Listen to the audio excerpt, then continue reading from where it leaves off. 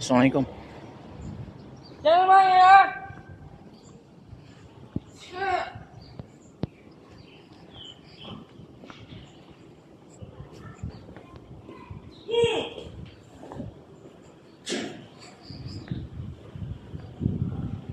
Assalamualaikum. Okey ya.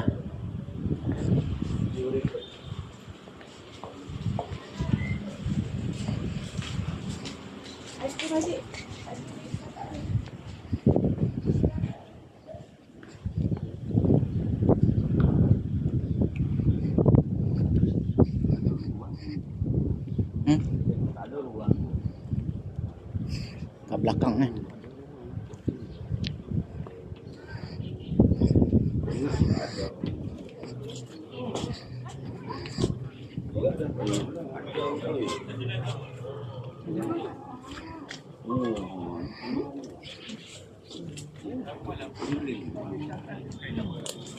Ini ada panjang ni, cantik sini. Wah, kelapa buah. Sini boleh jadi sini. Daripada sana di sini.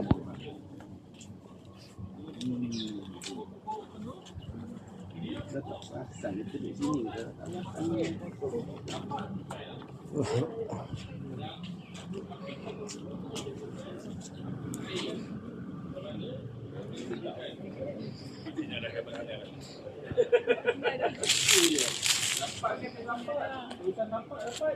Itu boleh jalan.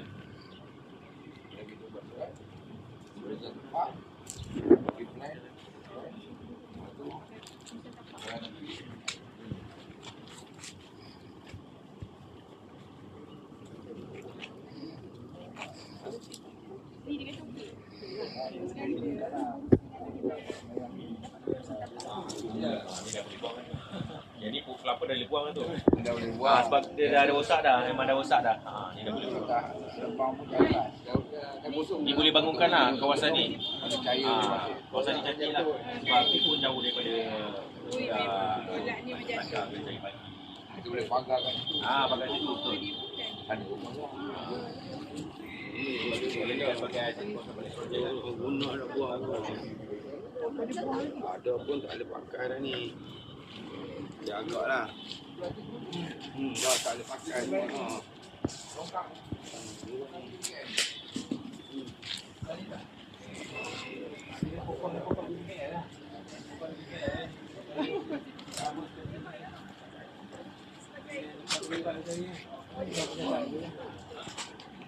Kita tanya, kita tanya dulu sebab tujuan takut tujuan di mana nak.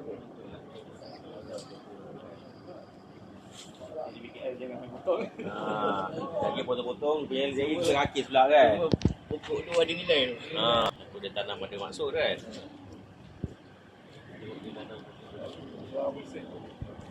Kelapa tu dah semua ditolak. Ada apa ni kelapa ni dah boleh buang dah. Sebab dia akan jadi satu cepat. Yang ni je. Buat air. Cuma lagi kalau tak dapat suai, kalau kata akan datang, kita Ini punya besar paipnya.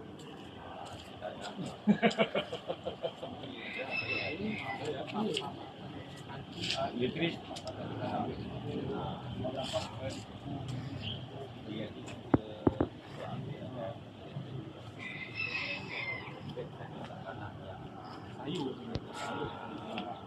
Dah jadi eh.